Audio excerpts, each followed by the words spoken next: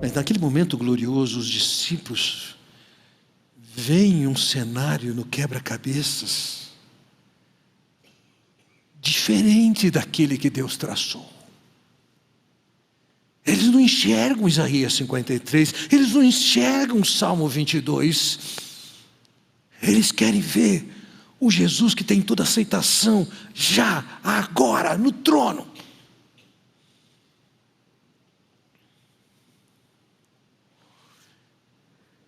Eles não enxergam por que Jesus faria isso. Paulo, ao escrever aos Romanos, ele diz: aquele Deus e Pai que não poupou o seu próprio Filho, mas o entregou por todos nós, como não nos dará com ele de graça todas as coisas? Ou seja, Deus, no seu imenso, infinito amor, Ele entrega o Filho para ser morto por causa dos nossos pecados.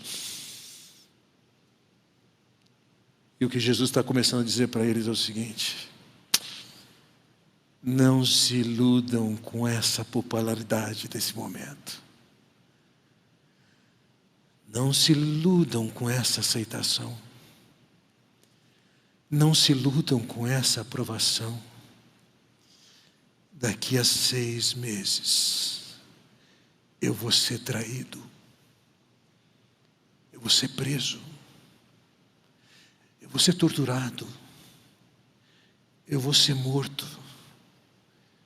E vou ressuscitar. Mas na cabeça deles, eles sabiam o que tinha que acontecer. Vejam o que eles tinham em mente quando eles esperavam. O próprio profeta Isaías tinha falado sobre isso no capítulo 32. Vejam, um rei reinará com retidão e príncipes governarão com justiça. Olha que promessa fantástica! Retidão e justiça. Versículo 5: o tolo já não será chamado nobre, e o homem sem caráter não será tido em alta estima. Provavelmente, nenhum desses candidatos à presidência que temos, que se caracterizam por tolos, farão parte dessa administração divina futura. E aqui fala daqueles que sem caráter serão tidos em alta estima. Quando eu penso nesse versículo, eu tenho que pensar no Supremo Tribunal.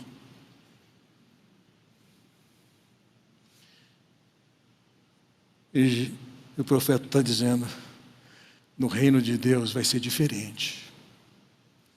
Nem o tolo governa, nem aquele que parece nobre e não é, tem uma posição de estima na nação. Versículo 15: até que sobre nós o Espírito seja derramado do alto, e o deserto se transforme em campo fértil, e o campo fértil pareça uma floresta. Na manifestação, o ecossistema será alterado e afetado, deserto vira floresta. A justiça habitará no deserto, e a retidão viverá em campo fértil. O fruto da justiça será paz, o resultado da justiça será tranquilidade e confiança para sempre. Oh, que coisa! Paz e tranquilidade. Você tem a ideia de quanto nós vamos economizar se não tivermos que gastar com segurança?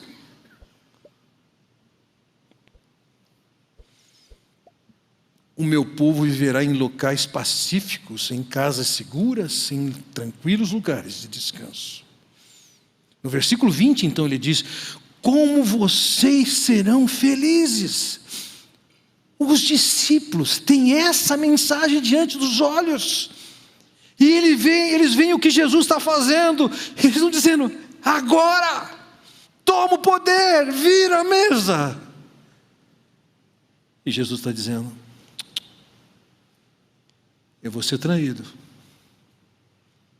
eu vou ser preso, eu vou ser morto. Era a pedrinha do quebra-cabeça, que ainda não cabia no desenho que eles tinham feito na cabeça. Estava dentro do cenário de Deus, estava dentro do propósito, do desígnio de Deus, mas na cabeça deles não. Eles imaginaram algum outro cenário, um outro desenrolar daquela história. Tanto que no versículo 45 do nosso texto diz: mas eles não entendiam o que isso significava. Era-lhes encoberto para que não entendessem. E tinham receio de perguntar-lhe a respeito dessa palavra. Jesus está dando a pedrinha de quebra-cabeça e diz assim: vocês vão precisar dela. Ele diz: não, isso aqui deve ser de outro jogo. Jesus fala: não, escuta, não esquece. Eu vou ser traído. Eu vou ser preso. Eu vou ser morto. Veja, eles não entendem, e não podiam entender, e eu diria, o Senhor Jesus não queria fazer com que eles entendessem naquele momento. O Senhor Jesus só está dando a pedrinha profilática, que na ocasião oportuna vai ajudá-los a entender isso.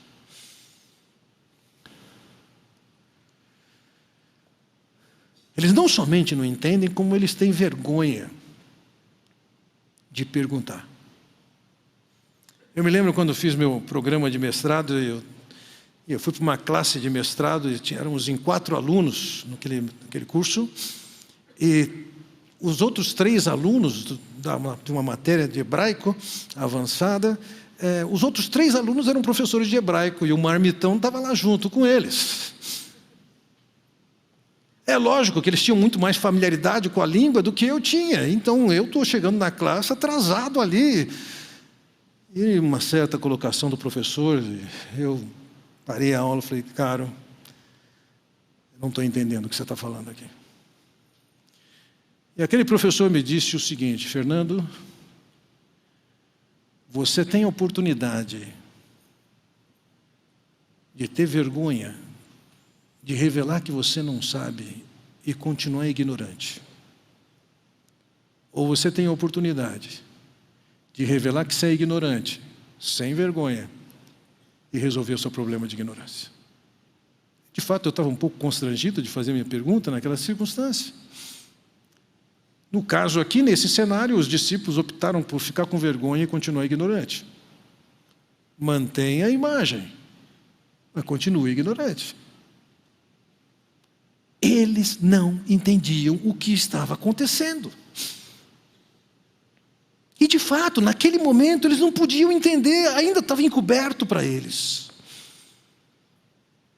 E eles se mantiveram na ignorância.